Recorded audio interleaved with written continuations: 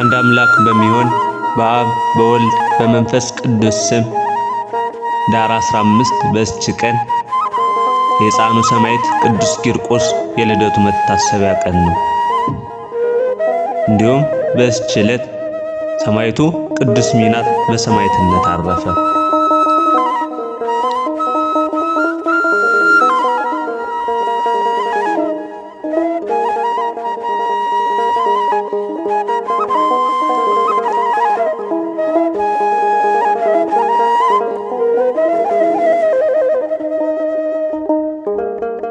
ቅዱስ ቂርቆስ አባቱ ቆዝሞስ እናቱ ኢየሉጣ ይባላሉ። በዚህ ቀን የተወለደ ሲሆን ሀገሩ በታችኛው እስያ ልዩ ስሙ አንጌቤን ይባላል። 3 ዓመት እንኳን ሳይሞላው በ2 ዓመት ከ9 ወሩ ታላቅ ሰማዕትነትን ተቀብሏል። ዘመኑ ዘመነ ሰማዕት ነበርና በዚያን ወራት የክብር ባለቤት የሆነ ክርስቶስን በሚያምኑ ክርስቲያን ወገኖች ላይ ታላቅ መከራና ስደት ሆነ። ቅድስት ኢየሉጣም ከታናሽነቷ ጀምራ ደግ ሴት ነበረች። ስደትም እንደሆነ በሰማች ጊዜ መኮንኑ ከመፍራት የተነሳ ቅዱስ ቂርቆስን ይዛ ከሮም ከተማ ተሰዳ የኪልቅያ አውራጅ ከሆነ ከጠርቴስ ደርሳ ከዚያም በሀገሮች ውስጥ እየተዘዋወረች ተቀመጠች። ወደዚያች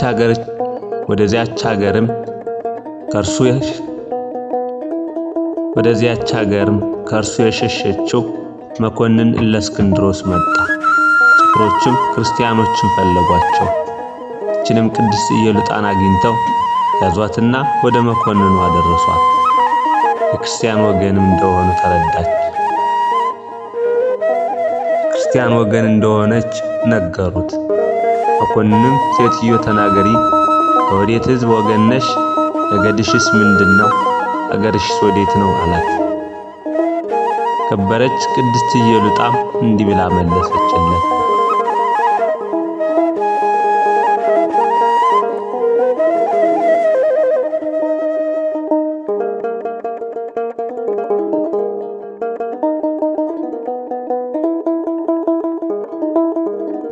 የአንጌቤን ሰው ለሆንኩ ለእኔ ወገኖች ለኢቆንዮን አገር አለቆች የሆኑ ኤሳውራሳውያን ናቸው። እኔም በአንተ ምክንያት እሽቼ ነበር፣ እነሆ ዛሬ ግን በእጅ ውስጥ ነኝ አለችው። መኮንኑም በእጅ ውስጥ እንደተገኘሽ ታውቂያለሽን አላት። አሁንም የሚሻልሽን ምረጭ፣ ስምሽንም ተናገሪ፣ እኔም እሺ በይኝና ለአማልክት ሰዊ። ከበረች ቅድስት ኢየሉጣም ለረከሱ አማልክትን ያልሰዋም አለችው። መኮንኑም ስምሽን ስጪ ተናገሪ አላት። እሷም የኔ ስም ክርስቲያን መባል ነው አለችው። መኮንኑም ይህስ ስንፍና ነው፣ የሚጠቅምሽም አይደለም፣ እንዳትሞች ስምሽን ስጪ ተናገሪ አላት። ከበረች ቅድስት ኢየሉጣም የኔ ስም ክርስቲያን መባል እንደሆነ ነገርኩ፣ ሞት የሚሽረው በሰዎች ዘንድ የምትጠራበትን ከፈለክ ስሜ ኢየሉጣ ነው ብላ መለሰችለት። መኮንኑም ጽኑ የሆነ ስቃዮችን በላይሽ ሳመጣ ተነስተሽ መስዋዕትን ለአማልክት አቅርቢ አላት። ከበረች ቅድስት ኢየሉጣም እውነት ነገርን ለመስራት የምትሻ ከሆነ እድሜው 3 ዓመት የሆነ ሕፃን ልጅ ይፈልጉ ዘንድ ወደ ሀገሩ መንደር ላክ፣ ወደ አንተም ያምጡትና የምንገዛለትንና የምናመልከውን እርሱ ይንገረን አለችው። ያን ጊዜ የ3 ዓመት ልጅ ይፈልጉ ዘንድ መኮንኑ ወታደሮችን ላከ። የሀገር ሰዎችም ልጆቻቸውን ሰውረዋልና አላገኙትም። ከዚያም ከከተማ ቅጽር ውጭ በፀሐይ መውጫ ወዳለው በረሃ በኩል ወጡ። የቅድስት ኢየሉጣንም ልጅ አገኙት። ይህ ሕፃን የስንት ዓመት ልጅ ነው ብለው ለእርሱ ጠየቁ። ሰዎችም ይህ ሕፃን 3 ዓመት ሲሆን የክርስቲያናዊነት መበለት ልጅ ነው አሏቸው። ያንንም ሕፃን ይዘው ወደ መኮንኑ ወሰዱት። መኮንኑም መልኩ የሚያምርና ደምግባት ያለው እንደሆነ ባየው ጊዜ ደስ የምትል ደስተኛ ሕፃን ሰላምታ ይገባሃል አለው። ሕፃኑም እኔ ደስተኛ ማለትህ መልካም ተናገር፣ ላንተ ግን ደስታ የለህም፣ እግዚአብሔር ለዝንጎች ደስታ የላቸውም ብሏልና ብሎ መለሰለት።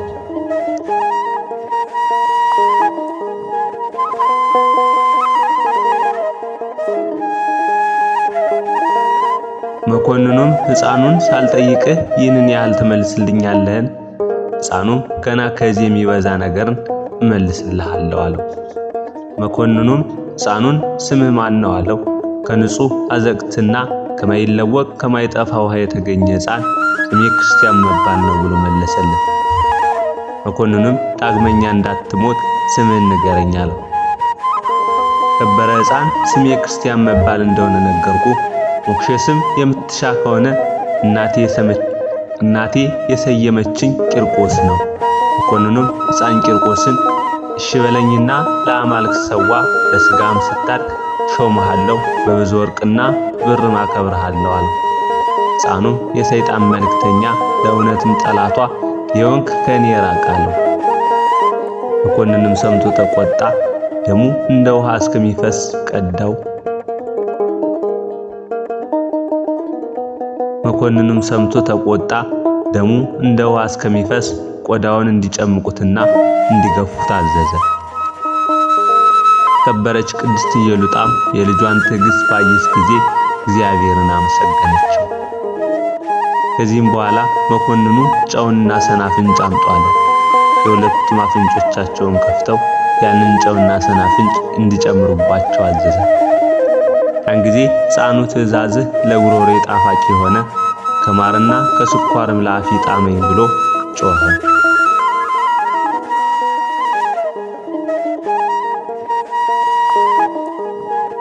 ሁለተኛም መኮንኑ እንዲህ ብሎ አዘዘ። የረዘሙና የተሳሉ በእሳት ምንደፍም የጋሉ 14 የብረት ችንካሮች አምጡ። 7ቱም በእናቱ አካላት ውስጥ ጨምሩ። በሕፃኑም 2 በጆሮዎቹ፣ 2 በዓይኖቹ፣ 2 በአፉና በአፍንጫው፣ 1 በልቡ ጨምሩ። እንዲህ ሲጨመርበት ጆሮዎቹ እንዲያኖሩ፣ ዓይኖቹም ይጠፉ ዘንድ፣ አንደበቱም ይቃጠል ዘንድ፣ ወደ ልቡ ጽኑ ሕማም ገብቶ እሱ ከዚህ ዓለም በሞት እንዲለይ ለእናቱም እንዲሁ አድርጉ። ችንካሮችም በቅዱሳኑ በሥጋቸው ሁሉ ተጨመሩ። ክብር ባለቤት በሆነ በጌታችን ትእዛዝ የብረቶቹ ግለት ጠፍቶ እንደ በረዶ ቀዘቀዘ፣ ጤነኞቹም ሆኑ። መኮንኑም ወደ ወህኒ ወስዳችሁ በዚያ አስራችሁ ዝጉባቸው አለ። ከዚህም በኋላ መኮንኑ የስቃይ መሳሪያ ይሰራ ዘንድ እንዳዘዘው ብረትን የሚያቃጥል ሰው አምጡልኝ አለ። ባመጡለትም ጊዜ ሰይጣኑ ወደ መኮንኑ ልብ ገብቶ አንደበቱን ዘጋውና መናገር ተሳነው። ሕፃኑ ፈጥኖ አክሊልን ለመቀበል እንደሚተጋ ሰይጣን ስላወቀ ስለዚህ ዘጋው። ከዚህ በኋላ ሕፃኑ ሰራተኛውን ጠርቶ እኔና እናቴን የሚያሰቃዩትን የስቃይ መሳሪያ መስራት ትችላለህን? ይህንን መኮንን ግን ምንም የማያውቀው ነገር የለም አለው። ይህ መኮንን ግን ምንም የሚያውቀው ነገር የለም አለው። ሰራተኛውም እንደምትሻው በል ንገረኝ፣ እንደምታዘዘኝ እኔ መስራት እችላለሁ አለው።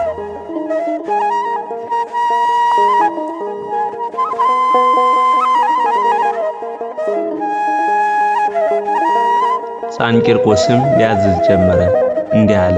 2 ምላጫዎች ስፋታቸው 4 ክንድ የሆነ ለእኔና ለእናቴ ሥራ፣ ዳግመኛም የሚያስጨንቅ ራስን የሚመታና የሚሰብር አንገትንም የሚያስር የሚዝቅም ሽኳ፣ ዓይንንም የሚያወልቅ አካልንም የሚበሳ አፍንጫንም የሚያጣምምና የሚሰብር ጆሮንም የሚልጥ ሕዋሳትን የሚፈታና የሚለያይ እንደ ልጓም ሆኖ ምላስን የሚቆርጥ በሰውነትም ውስጥ ገብቶ የሚንቀሳቀስ ቆላፋ ጉጠትን ጎኖችንም የሚፍቅና የሚቆለመም አስጨናቂ የሆነ ጉልበቶችንና ጭኖችን የሚሰብር ጅማቶችንም የሚቆራርጥ ስሮችንም የሚመዝ በዚህም አስጨናቂ መሳሪያ ጅማቶችን የሚመታ አድርግ።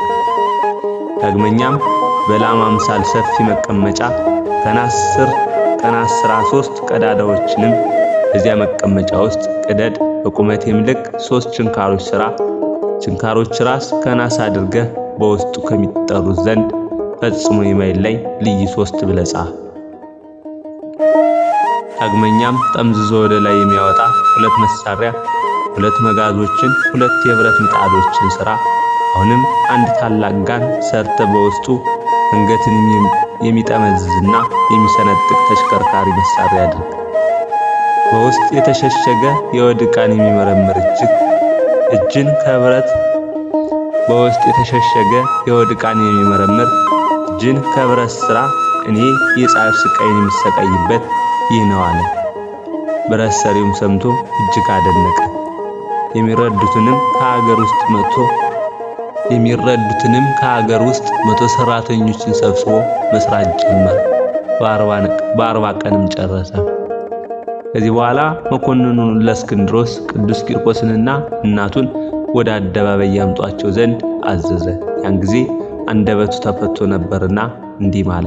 ሕፃኑና እናቱን ከቆዳቸው ጋር ራሳቸውን ላጯቸውና በላያቸው የእሳት ፍሞችን ጨምሮ ርር ብለው እንዲቃጠሉ፣ ዳግመኛም 4 ችንካሮችን ከትከሻዎቹ እስከ ተረከዙ ድረስ እንዲተክሉበት አዘዘ። የእግዚአብሔር መልአክ መጥቶ ስቃያቸውን ከነሱ አራቀ።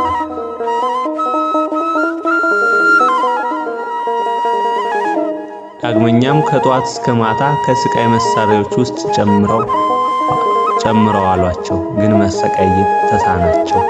ከዚህ በኋላ ከማምጠቂያው ውስጥ ጨምረው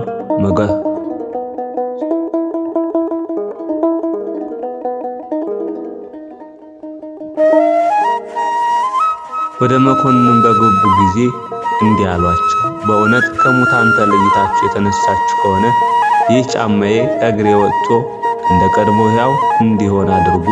ሕፃን ቂርቆስን በጸለየ ጊዜ ያ ጫማ ታላቅ በሬ ሆነ፣ ከአንገቱም ፍየል ወጣ።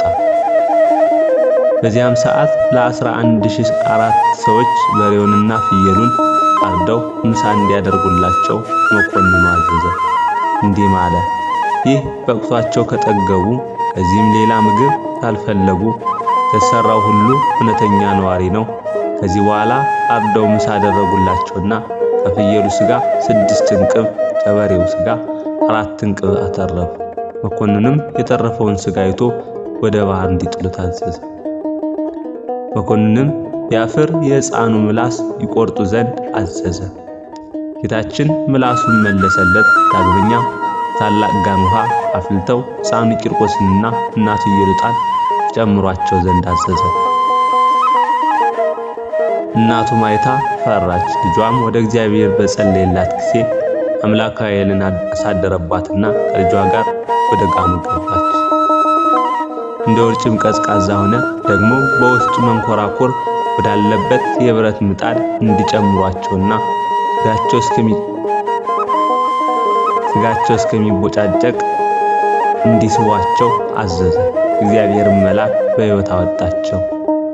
መኮንኑም እነርሱን ማሸነፍ በተሳነው ጊዜ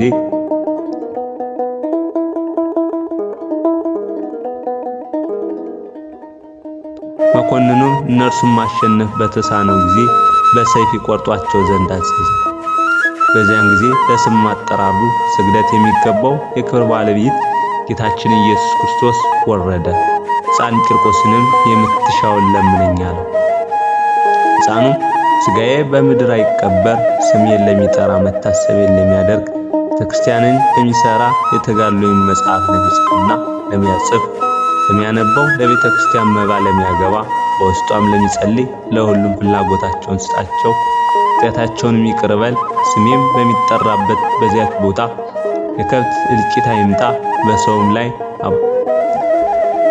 በሰውም ላይ ቸነፈር፣ በእህልም ላይ ድርቅ፣ የውሃም ማነስ አይሁን። መድኃኒታችን የለመንከኝን ሁሉ እሰጥሃለሁ፣ አንተም በቀኜ ትኖራለህ፣ ሥጋህም ኤልያስ ባረገበት ሰረገላ ውስጥ አኖራለሁ አለው። ሕፃን ቂርቆስም በሰማ ጊዜ እጅግ ደስ ብሎት ጌታችንን አመሰገነው። ከዚህም በኋላ ሌሊቱ እኩሌታ ከእናቱ ጋር አንገቱ ተቆረጠ። መድኃኒታችን በማይጠፋ አክሊል ጋረደው፣ ልብሶቻቸውንም በታላቅ ክብር ከእርሱ ጋር አሳረገ። ለእግዚአብሔር ምስጋና ይሁን። እኛንም በቅዱሳኑ ጸሎት ይማረን፣ በረከታቸውም ይደርብን ለዘላለሙ በእውነት አሜን።